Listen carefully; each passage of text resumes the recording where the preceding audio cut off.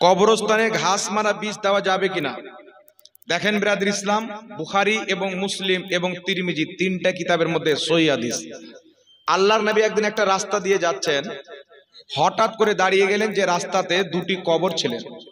তো আল্লাহর নবী বললেন, এই দুটি কবর আযাব হচ্ছেন। সাহাবী বললেন, ইয়া রাসূলুল্লাহ, কি কারণে আযাব হচ্ছেন? তো আল্লাহর নবী আলাইহিস সালাতু ওয়াস সালাম বললেন, একজন পেশাবের ছিটা থেকে বাঁচছিল না, আর একজন ব্যক্তি মানুষের চুগলি করত, তাই তাদের কবরে আযাব হচ্ছে। নবী বললেন, সাহাবী যাও, তোমরা খেজুরের ডানা নিয়ে এসো। একটি খেজুরের ডানা আনা হলো। আল্লাহর নবী দুই ভাগে বিভক্ত করে কবরে রেখে দিলেন দুটিতে। বললেন, যতদিন পর্যন্ত এই খেজুরের ডানা কাঁচা থাকবে ততদিন পর্যন্ত এদের কবরের আযাবে কমতি থাকবে। ইমাম ইবনে হাজার আসকালানী বুখারী শরীফের শারাহ ফাতহুল বারীর মধ্যে লিখেছেন যে ওই খেজুরের ডানা যতদিন কাঁচা থাকবে আল্লাহর তাসবিহ পাঠ করবে, আর তার তাসবিহ পাঠ করার সওয়াব কবরবাসী পাবে, যেহেতু কবরের ছাদ মাইয়াতের অধিকার। কথা বুঝতে পারছেন? এই জন্য তার কবর আযাবে কমতি হবে। আর আল্লাহ কোরআন পাকে বলেছেন, সাব্বাহা লিল্লাহি মা ফিস সামাওয়াতি ওয়া মা ফিল আরদ, জমিন আসমানে যা কিছু আছে আল্লাহর তাসবিহ পাঠ করে। সুতরাং কোন কবরে যদি ঘাস বের হয়, ওই ঘাস আল্লাহর তাসবিহ পাঠ করে কবরবাসী নেকি পায়, ফলে তার কবরবাসী উপকৃত হয়। এই জন্য বিনা প্রয়োজনে কবরস্থানের ঘাস বীজ দিয়ে মারা বৈধ নয়, জায়েজই নয়, নাজায়েজ। আর যদি প্রয়োজন থাকে, এত ঘাস হয়ে গেছে মাটি দিতে যাওয়ার সমস্যা হচ্ছে, মানুষের জিয়ারত করতে যাওয়ার সমস্যা হচ্ছে, তো যতটুকু প্রয়োজন অতটুকু ঘাস আপনি কাটতে পারেন, কোনো সমস্যা নাই। কথা বুঝতে পারছেন? শিরকের বিষয়ে কিছু বলবেন। দেখেন ব্রাদার ইসলাম, কিতাবটির নাম হচ্ছে তাফসিরে ইবনে কাসির, লেখকের নাম ইমাম ইবনে কাসির। এই কিতাবের মধ্যে ইমাম ইবনে কাসির একটি হাদিস নিয়েছেন, তিনি নিজেই হাদিসটিকে সহিহ লিখে দিয়েছেন কিতাবে। বর্ণনাকারী হযরতে হুযায়ফা বিন ইয়ামান।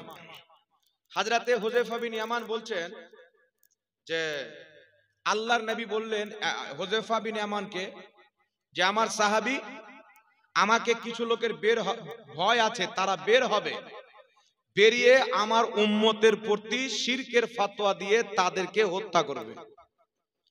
তো হুযায়ফা বিন ইয়ামান বলছেন, ইয়া রাসূলুল্লাহ, আপনার উম্মত কি শিরকে লিপ্ত হয়ে যাবে? রাসূলে খোদা সাল্লাল্লাহু আলাইহি ওয়াসাল্লাম বলছেন, না, যাদের প্রতি শিরকের ফতোয়া দিবে তারা হবে মুসলমান, আর যারা শিরকের ফতোয়া দিবে তারা নিজেই শিরকের নিকটবর্তী হবে, তারা নিজেই শিরককারী হবে। তো বর্তমান জামানাতে ওই নবীর যুগ চলছে, হিন্দু মূর্তি পূজা করে ওকে বাদ দিয়ে, খ্রিস্টানরা ঈসা মাসির মূর্তি বানিয়ে পূজা করে তাদেরকে বাদ দিয়ে, যারা আসল মুশরিক তাদেরকে বাদ দিয়ে মুসলমানের উপরে শিরকের ফতোয়া লাগায়। বলছে, তুই ইয়া নবী সালামুন আলাইকা পড়ে নিলি, তুই মুশরিক হয়ে গেলি, তুই কিয়াম করে নিলি, শিরক হয়ে গেল, মুহররমে খিচড়ি বানিয়ে শিরক হয়ে গেল। শিরক কাকে বলে? আল্লাহ ব্যতীত আল্লাহর কোন সৃষ্টিকে আল্লাহর সমতুল্য করে দেওয়া, এটা হচ্ছে শিরক। তো আপনি মুহররমে খিচড়ি বানালেন, তো খিচড়িকে আল্লাহ বানিয়ে দিলেন, এ আবার কি করে শিরক হলো? তো সমাজের মধ্যে আরেকটা কথা মনে রাখবেন, এটা খুব ভয়ানক পরিস্থিতি। রাসূলে পাক বলছেন, যদি কোনো ব্যক্তি কাউকে কাফির বলে, আর সেই ব্যক্তি যদি কাফির না হয়, যে কাফির বলেছে সে নিজে কাফির, তার বউ তালাক। তো যারা শিরক করে না, আমাকে কেউ যদি বলে জাহাঙ্গীর মৌলভী মুশরিক, আর আমি যদি জীবনে শিরক না করে থাকি, মুশরিক না থাকি, যে আমাকে মুশরিক বললো ও নিজে মুশরিক, ওর স্ত্রীও তালাক, এবং ও ইসলাম থেকে বেরিয়ে কাফিরের অন্তর্ভুক্ত হয়ে গেল। বুঝতে পারলেন? এই জন্য পাবলিকের জন্য ফতোয়া দেওয়া হচ্ছে হারাম।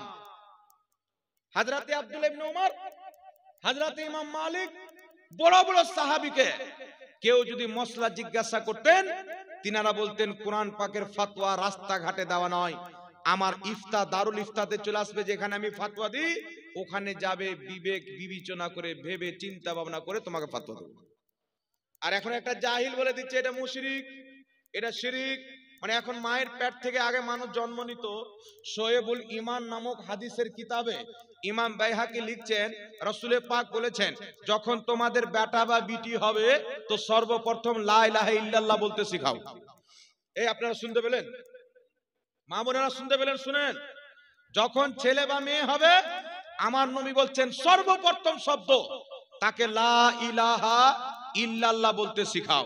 আর এখন পরিস্থিতি উল্টা, মানুষের চরিত্র ব্যবহার দেখে মনে হচ্ছে কিছু কিছু লোক মায়ের পেট থেকে এসছে, ওকে ওর মা লা ইলাহা ইল্লাল্লাহ শিখায়নি, ওনার আম্মা জান শিখিয়েছে শিরিক শিরিক শিরিক। এটা শিরিক, এটা বিদাত, এটা শিরিক, এটা বিদাত। ওই যে সুন্নিরা শিরিক করে, সুন্নিরা শিরিক করে। তো ভাই সারা পশ্চিম বাংলার মাটিতে, আমার বাড়ি মুর্শিদাবাদে নয়, ভাগবানগোলাতে নয়, আমার বাড়ি হচ্ছে ঝাড়খণ্ডে। এই মুর্শিদাবাদের মাটিতে নিরপেক্ষ জায়গাতে যারা আমাদেরকে বলে এদের আকীদার মধ্যে শিরিক আছে বা এরা শিরিক করে, ওদের 50টা মৌলবি বসান, 100টা মৌলবি বসান, আমরা মাত্র 2টা মৌলবি থাকবো।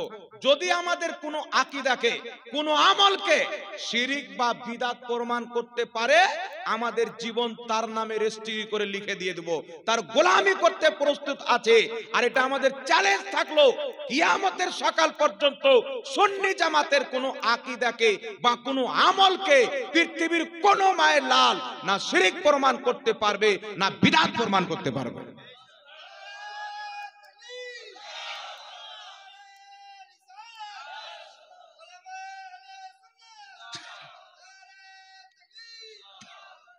এই জন্য বাংলাদেশ গিয়ে চ্যালেঞ্জ দেওয়া সহজ, ভারতের মৌলবীর সামনে বসে যাক, কসম খোদার বলি যদি আমাদের কেউ যেগুলোকে বিদাত বলে এইগুলো তাদের কিতাব থেকে প্রমাণ করে তাদেরকে বিদাতি সাব্যস্ত না করতে পারি তো বাংলার মাটিতে চেহারা দেখাবো না।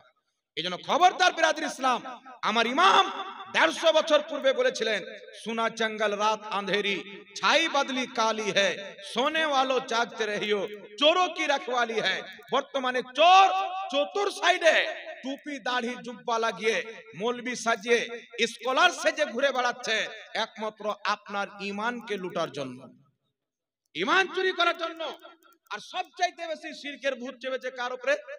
আহলে হাদিস আর দেওবন্দির উপরে। আর দেওবন্দিরা নিজের কিতাব আল জামিয়াত কা শাইখুল ইসলাম নাম্বারের মধ্যে হুসেন আহমদ মাদনীর ব্যাপারে লিখছে যে হুসেন আহমদ মাদনী খোদা ছিল। ওদের মৌলবীকে খোদা লিখছে, আর চাইতে বড় শিরক কি হতে পারে? আর আহলে হাদিস কি লিখছে শুনেন, আহলে হাদিসের সব চাইতে হিন্দুস্তান, বাংলাদেশ, পাকিস্তানের মধ্যে সব চাইতে বড় ইমাম সিদ্দিক হাসান ভোপালী নিজের কিতাব খায়রাতুল খায়রাত, আমরা ইয়া নবী সালামুন আলাইকা পড়লে বলে বিদাত, হুসেন আহমদ মাদনী লিখছে লা ইলাহা ইল্লাল্লাহ শয়তান আলাইহিস সালাতু ওয়াস সালাম। চিন্তা করছেন, শয়তানের পড়তে দুরূদও পড়ছে, সালামও পড়ছে, ও পাক্কা মুসলমান। আর আমরা নবীর ব্যাপারে ইয়া নবী সালামুন আলাইকা পড়লে আমরা নাকি বিদাতি। একবার সামনে চলেছে বেটা মা কা দুধ পিয়া है तो सारा दुनिया जान जाएगी कि कौन बिदाती है और कौन सुन्नती है। আর এখানে অনেক ভাই আছেন, একটা বই আছে তারাবির 8 রাকাতের পক্ষে একটা বই লিখেছেন আপনার জলঙ্গির বিমল দাসের বেটা। ওই বইয়ের প্রথম পৃষ্ঠাতে উনি খুতবার পর যে দুরুদ সালাম লিখেছে, আমার দিকে লক্ষ্য করে, ওই যে আপনার বিমল দাসের বেটা খুতবার পরে যে দুরুদ সালামটা লিখেছে 8 রাকাত তারাবির ব্যাপারে যে কিতাবটা লিখেছে বাংলায়, ওই দুরুদ আর ওই সালাম পৃথিবীর কোন হাদিসের কিতাব নাই, ও বাড়িতে জলঙ্গি থানার পাশে বসে বসে বানিয়ে লিখেছে। তো ও যদি দুরুদ বানায় তো সুন্নাত, আর কোন মুহাদ্দিসের বানানো থাকে তো এটা বিদআত। শরীয়ত আর বাপের গলার ঘাটাই, শরীয়ত তো আমার বাবার জমি, শরীয়ত যেটা তোমার জন্য, শরীয়ত সেটা আমার জন্য। আর একটা কথা ডাঙ্কার চোটে বলছি মুসলমান, এখানে তো আপনারা হয়তো কয়েকশো লোক শুনছেন, এই সোশ্যাল মিডিয়ার মাধ্যমে সারা পৃথিবীর লোক, লক্ষ লক্ষ লোক আমার বক্তব্য শুনবে। আমি চ্যালেঞ্জ দিয়ে আমার নাম্বার সহ দিয়ে দিচ্ছি, কোন সাধারণ লোককে নয়, তাদের যারা বড় ইমাম পরিচিত মুখ আছেন, যদি ইয়া নবী সালামুন আলাইকাকে আর যদি আমরা যে সুর করে দুরূদ পাঠ করি আল্লাহুম্মা সাল্লি আলা সাইয়্যিদিনা মাওলানা মুহাম্মদ, এইগুলো দুরূদকে যদি অবৈধ বিদআত প্রমাণ করতে পেরে নেয় আমার সামনে বসে, তাহলে আমার কাছ থেকে মুহ মাঙ্গা ইনাম পুরস্কার তাকে দেওয়া হবে, মুহ মাঙ্গা পুরস্কার। আর আমি যদি জায়েজ প্রমাণ করে দিই, পুরস্কারের প্রয়োজন নয়, সচ্চা দিলে তওবা করে মানতে হবে দুনিয়াতে একটি জামাত সঠিক, আহলে সুন্নাত ওয়াল জামাত সুন্নি জামাত। দেখেন আপনারা চেষ্টা করেন তো কোনো মায়ালাল আছে কিনা বাংলার মাটিতে? ক্ষমতা হবে না মুসলমান, এ শুধু আপনার ইমানকে ধ্বংস করতে আসে। একটা কথা মনে রাখবেন, যে ভালো ডাক্তার রুগীদের চিকিৎসা করে, আর যে চিটার ডাক্তার ও ভালো লোককে রুগী বানিয়ে চিকিৎসা করে। বুঝতে পারছেন? তো এরা যদি ভালো মানুষ হতো তাহলে আমাদের কাছে আসতো, আপনার মতন সাধারণ লোকের কাছে যেত না। এর নিয়ত খারাপ। আল্লাহ বলছেন ফাসআলু আহলা যিকরি ইন কুনতুম লা তা'লামুন, যেটা তোমরা জানো না, যারা জানে তাদের কাছে গিয়ে জেনে নাও। তো আল্লাহ তো যারা জানে তাদের কাছে যেতে বলেছেন। এ আসবে আপনার কাজ, আমার কাছে নয়। জানে যে জাহাঙ্গীরের কাজ চলে গেলে তওবাও করতে হবে, মনে হয় বিয়েটাও পড়িয়ে পাঠাবেন নাকি। তো শিরক কাকে বলে? আল্লাহ ছাড়া কোনো সৃষ্টির ইবাদত করা, পূজা করা, তাকে আল্লাহ সমতুল্য মনে করা, এগুলো শিরকের অন্তর্ভুক্ত। আর আল্লাহ পাক আমাদেরকে শিরক থেকে পাক রেখেছেন, যেন আমরা পাক থাকি। সকলে বলুন আল্লাহুম্মা আমিন। বাড়িতে প্রাণীর ফটো ছবি থাকলে কি শিরকের গুনাহ হবে? নাউজুবিল্লাহ, আস্তাগফিরুল্লাহ। মানুষের ব্রেন এত খারাপ করা হয়েছে যে হারামকেও শিরক বলছে। জামেউল আহাদিসের মধ্যে একটি হাদিস রয়েছেন সহিহ সনদে, আল্লাহর নবী সাল্লাল্লাহু আলাইহি সাল্লাম বলেছেন, কবিরা গুনাহ করার কারণে কোনো ব্যক্তি কাফির হয় না। আর মনে রাখবেন, যেই ব্যক্তি শিরক করলো ও কাফির হয়ে গেল। কথা বুঝতে পারলেন? কেউ যদি শিরক করে ও আর মুসলমান থাকে না, কিন্তু কবিরা গুনাহ করলে কোনো ব্যক্তি কাফির হয় না, পাপী হয়। পাপী হওয়া আলাদা, কাফির হওয়া আলাদা। যদি গুনাহ করলে কাফির হয়ে যায়, তো অনেক সাহাবীর মাধ্যমে গুনাহ প্রকাশিত হয়েছে। বুখারীর মধ্যে হাদিস, একজন সাহাবী নবী পাককে কিছু চুটকুলা বলে ধুলাই গোড়াগড়ি করে নবীকে হাসাতেন। ওর কাজই ছিল কোন না কোন ভাবে আল্লাহর নবীকে হাসানো। একদিন আল্লাহর নবীর দরবারে দারু পান করে এসেছেন, চিন্তা করেন। একটা মৌলভী সাহেব বলছেন আমার মাদ্রাসায়, যে হুজুর আমরা হেঁটে যাচ্ছি, তো একটা লোক দারু খেয়ে আছে, বসে আছে, এসে বলছে হুজুর চা খান। ওর মুখ দিয়ে ভাগ করে দারু বেরোচ্ছে। তো মুফতি সাহেব বলছেন যে হুজুর সালা মৌলভীকেও ভয় করে না গো, দারু খেয়ে আছে, এসে বলছে চা খান। তা আমি ওকে বুখারীর হাদিস শুনলাম যে সাহাবী দারু পান করে নবীর কাছে ছিলেন। সাহাবীটা এসে নবীকে হাসাবেন, আল্লাহ নবী দেখছেন দারুর গন্ধ, নবী বলছেন একে কোড়া মারো। সাহাবায়ে কেরাম কোড়া মারতে নিয়ে গেছেন দারু পান করার শাস্তি দিতে। তো ওই সাহাবীকে শাস্তি দিচ্ছেন, এর আগে আরেকবার দারু পান করেছিল, হযরত ওমর ফারুক কোড়া মেরেছিলেন, আবার দারু পান করেছেন। তো সাহাবায়ে কেরাম শাস্তি দিতে দিতে বলছেন এর লজ্জা শরম কিছু নেই, এর উপর আল্লাহর লানাত, যে বারবার দারু পান করে। নবী পাক যখন শুনলেন বলছেন খবরদার, তার প্রতি লানাত পাঠায়ো না। লানাত কেন পাঠাচ্ছ? হুজুর দারু পান করেছেন, পান করেছে দারু, তো কি হলো? সে আমাকে মোহাব্বত করত, আমাকে মোহাব্বত করতো, গুনাহ করেছে, তার উপরে লানাত পাঠানো যাবে। কথা বুঝতে পারছেন বাবা? শরাব পান করেছেন, তো উনি কি কাফির হয়ে গেছিলেন? নবীর মোহাব্বতকারী ছিলেন। কিছু লোক মনে করে যে নামাজ পড়লে শুধু নবীর মোহাব্বতকারী হয়। গাজী ইলমউদ্দিন বলে একটা লোক ছিল ব্রিটিশ সরকারের জামানায়। একজন ব্যক্তি একটা অনুষ্ঠানের নেতা আমার নবীকে গালি দিয়েছিল। তো গাজী ইলমউদ্দিন কাঠরিয়া ছিল, ও চাকু নিয়ে গিয়ে ওর ভুঁটিতে গবিয়াকে মেরে ফেলেছিল। তো গাজী ইলমউদ্দিনকে আগুন দিয়ে হাঁটানো হয়েছিল, গাজী ইলমউদ্দিনের একটা কসম পর্যন্ত জ্বলেনি। ওর চেহারাতে দাঁড়ি ছিল না, ওর চেহারায় দাঁড়ি ছিল না। একে আবার নবী স্বপ্নতে দেখা দিয়েছে যে তুমি আমার গুস্তাখি সহ্য করতে পারোনি, আমি মুস্তাফা মদিনা থেকে তোমাকে নিজের দিদার দিতে এসেছি। আর এখন কিছু বুদর মুর্শি ইহুদি খ্রিস্টানদের দালাল মৌলবি বলছে বাংলাদেশে যে ফিলিস্তিনে যেগুলো মুসলমান মার খাচ্ছে ওদের দাঁড়ি আছে। কত বড় চিটারে বেটা চিটার, এখন ওরা মরছে আর এ দেখছে দাঁড়ি। দাঁড়ি না থাকলেও মুসলমান নয়। ও ব্যক্তিগত গুনাহ করেছে, ভুল করেছে, আল্লাহ চাইলে ক্ষমা করতে পারে। বুখারীর হাদিস, 100 জনের হত্যাকারীকে আল্লাহ ক্ষমা করেছেন, কিন্তু মুসলমান তো। এই জন্য কোনো ব্যক্তি যদি বাড়িতে ফটো রাখে, কোন ব্যক্তির বাড়িতে যদি আপনার জানদারের ফটো থাকে, গরু ছাগল পশু পাখি মানুষ, এইগুলো ফটো রাখা হচ্ছে হারাম। পীর সাহেবের ফটো রাখা হারাম।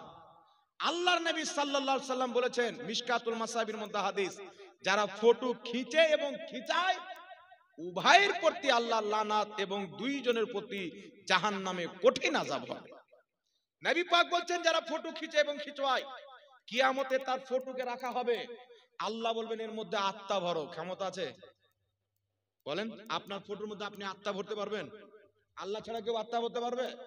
এই জন্য বাড়িতে এমনি বিনা প্রয়োজন ফটো রাখা হারাম। হ্যাঁ, আধার কার্ড, ভোটার কার্ড এগুলো প্রয়োজনীয়। কথা বুঝতে পারছেন বাবা? এই ফটো হারাম হবে কিন্তু শিরিক হবে না। আর হারাম কাজকে শিরিক বললে যে বলবে তার ঈমান থাকবে না। মুয়াজ্জিন হওয়ার যোগ্য কি? 5 ওয়াক্তের নামাজি হবে, সৎ ব্যক্তি হবে, হারাম থেকে বাঁচবে, নবীর সুন্নাতে চলবে, ওই ব্যক্তি মুয়াজ্জিন হবে। মসজিদে এটা কি আছে? কমিটিতে কারা থাকার যোগ্য? মসজিদের কমিটি যারা 5 ওয়াক্তের নামাজ কায়েম করে মানে রেগুলার 5 ওয়াক্তের নামাজ পড়ে, তারা মসজিদের কমিটি হবে। দাড়ি কাট্টা, সুদ খাওয়া, বেনামাজি এরা যদি কোটিপতি হয়ে যায়, মসজিদের কমিটি এদেরকে রাখা যাবে না। যারা আজানের দোয়া জানে না তাদের আজান হবে কিনা? আজানের দোয়া না জানলে আজান হয়ে যাবে। আসসালামু আলাইকুম। ওয়ালাইকুম আসসালাম ওয়া রাহমাতুল্লাহ। হুজুর একটি আবেদন, দে দে পাল তুলে দে মাঝি হেলা করিস না, এই গজলটা আমি পড়ি না, অন্য গজল শুনিয়ে দেবো, এই গজলটা পড়তে বলি। মাওলানা ওবেদুল সাহেবকে দিয়েছেন, আমাকে দিয়ে দিয়েছেন, তাই তো বলছি আমার আওয়াজ তো সুবহানাল্লাহ। আসসালামু আলাইকুম। ওয়ালাইকুম আসসালাম ওয়া রাহমাতুল্লাহ। এখানে লিখেছেন মিজানুর রহমানকে মানা যাবে কিনা, আজহারিকে মানা যাবে কিনা?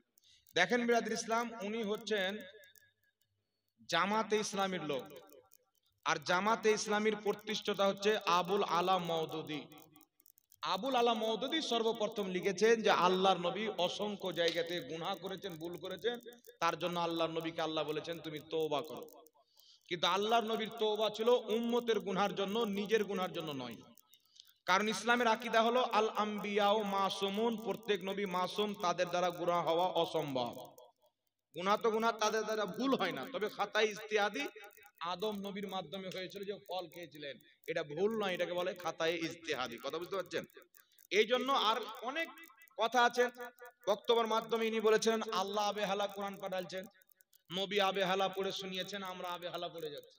আবে হালা বলা হয় সালাকে, মানে আল্লাহ সালা কোরআন পাঠিয়েছেন, নবী সালা পড়ে শুনিয়ে গেছেন, আমরা সালা শুনিয়ে চলে গেলাম। তো মাজাক করেও কেউ যদি আল্লাহকে নবীকে সালা বলে, ওই ব্যক্তির ঈমান চলে যাবে, মুসলমান থাকবে না। তওবা করা ফরজ, ঈমান আনা ফরজ, স্ত্রী থাকলে বিয়েটা পড়ানোও ফরজ। তারপরে ইনি বলেছেন নবী লিখতে পড়তে জানতেন না, কোরআন পাকের একটি আয়াতের অপব্যাখ্যা করে। কোরআন পাকে আল্লাহ বলেছেন নবিয়াল উম্মি। উম্মি শব্দের অর্থ হচ্ছে একটা আনপাড়, পড়ালেখা কিছু জানে না। উম্মি শব্দের আরেকটা অর্থ হচ্ছে সমস্ত জিনিসের মূল হওয়া, মূল। যেমন আমাদের নবী সৃষ্টির মূল, মক্কা শহরকে উম্মুল কুরা বলা হয়েছে, মানে সমস্ত শহরের মধ্যে প্রথম ওটা। কোরআন পাক সূরাতুল ফাতিহাকে উম্মুল কুরআন বলা হয়েছে, কোরআন পাক। তো নবিয়াল উম্মি, উম্মি শব্দের আরেকটা অর্থ হচ্ছে যিনার পৃথিবীতে কেউ শিক্ষক নাই অথচ মহা শিক্ষিত ব্যক্তি। তো আমার আপনার নবীকে নবিয়াল উম্মি বলা হয়েছে, আর অর্থ হচ্ছে পৃথিবীতে নবীর শিক্ষক কেউ নাই, ডাইরেক্ট আল্লাহ যিনাকে পড়িয়েছেন উনি হচ্ছেন নবিয়াল উম্মি মুহাম্মদ সাল্লাল্লাহু আলাইহি ওয়াসাল্লাম। আর এর মানে লিখতে পড়তে জানতেন না, এটা জেহালত, মূর্খতা ছাড়া কিছু নয়। সহিহ বুখারীর মধ্যে হাদিস নাম্বার 2699, বুখারী শরীফ হাদিস নাম্বার 2699। মক্কা শরীফ কাবাকে নিয়ে ইহুদিদের সাথে আমার নবীর চুক্তিপত্র হলো, চুক্তিপত্র। তো আমার আপনার নবী মুস্তাফা হাতে আংটি ছিলেন, আংটিতে লেখা ছিল মুহাম্মদ রাসূলুল্লাহ, ওটা স্ট্যাম্প মেরে দিয়ে দিতেন। তো যখন ইহুদিকে দিয়েছেন, ইহুদিরা দেখছেন লেখা আছে লা মুহাম্মদ রাসূলুল্লাহ, তখন ইহুদিরা নবীকে বলছেন আপনাকে তো আমরা রসুল মানি না, আপনি চিঠিতে লিখেছেন মুহাম্মদ রাসূলুল্লাহ, আর মুহাম্মদ রাসূলুল্লাহর অর্থ হচ্ছে মুহাম্মদ আল্লাহর রাসূল সাল্লাল্লাহু আলাইহি সাল্লাম। তো আপনাকে যদি আমরা রসুল মানতাম তাহলে তো আমাদের চুক্তির প্রয়োজন পড়তো না, আপনাকে তো নবী মানি না, তো আপনি এটা মিটিয়ে দেন, আপনার নাম লেখেন। নবী বলছেন আলী, এটাকে তুমি মিটিয়ে দাও। আলী বলছেন আল্লাহর কসম হুজুর, আমি তো আপনাকে নবী মানি, আমি মিটাতে পারবো না। নবী পাক আলীর হাত থেকে পর্চাটা নিলেন, তারপরে মুহাম্মদ রাসূলুল্লাহ শব্দটা নবী পাক মুছে দিলেন। ফা কাতাবা মুহাম্মদ ইবনে আব্দুল্লাহ, তারপরে আমার নবী নিজের হাতে লিখলেন মুহাম্মদ ইবনে আব্দুল্লাহ। হাদিসটি বুখারীর 2699, কোন মায়ের লাল দুর্বল প্রমাণ করতে পারবে। তাহলে বুখারীর হাদিসটা কি করব, ফেলে দেব? জোরে বলেন। ইনাকে মানতে গেলে হাদিস ফেলতে হবে, তো হাদিস না ফেলে ইনাকে ফেলে হাদিসকে মানেন, তেবি আপনার বেড়া পার হবে। তারপরে চলে আসেন ইমাম কাজী আয়াজ রাহমাতুল্লাহ আলাইহি আশ-শিফা কিতাবের মধ্যে হাদিস লিখেছেন। নবী পাকের সাহাবীদের মধ্যে অনেক সাহাবী কাতিবে ওয়াহি ছিলেন, তার মধ্যে একজন হচ্ছেন আমিরে মুআবিয়া রাদিয়াল্লাহু তাআলা আনহু। উনি বসে আছেন, নবী পাক শিক্ষা দিচ্ছেন, মুআবিয়া আলিফটাকে সোজা করে লেখো, বায়ের দুই দিকটা একটু করে উঁচু করো, তাটাই ভাবে লেখো, আল্লাহ শব্দটাকে সুন্দর করে লেখো, রহমানের মিমটাকে অন্ধ করিও না। আলিফ থেকে নিয়ে ইয়া পর্যন্ত হযরতে আমিরে মুআবিয়াকে আমার নবী লিখতে শিখাচ্ছেন, আমার নবী লিখতে শিখাচ্ছেন। এই জন্য মক্কার কাবাবের যিনি বহু বছর পূর্বে ইমাম ছিলেন, ইমাম ইসমাইল হাক্কি, লক্ষ লক্ষ হাদিসের হাফিজ, তাফসিরে রুহুল বয়ানের মধ্যে লিখছেন, আল্লাহর নবী নিজে আক্ষরিক জ্ঞান জানতেন এবং সাহাবাকে শিক্ষা দিতেন। সুবহানাল্লাহ বলুন। আর ইনি বলছেন নবীর আক্ষরিক জ্ঞান ছিল না, 1 2 3 আলিফ বা তার সাইডে লেখা থাকলে রহস্যর মতো বুঝতেও পারতেন। তাহলে উনি ব্যবসা কিভাবে করলেন? খাদিজাতুল কুবরার কাছে টাকা নিয়ে মক্কা শহরের হাজারো লোক ব্যবসা করতে যেতেন, সবচাইতে বেশি সফল আমার নবী হতেন। তখন তো দিরহাম ও দিনার চলতো টাকার মতো, তো আমার নবী আক্ষরিক জ্ঞান না জানলে কে 10 টাকা দিল, কে 20 দিরহাম দিল বুঝতে পারতেন? ব্যবসা করা সম্ভব? তো এইরকম গাঁজাখোর মাতালদের আকীদা এগুলো।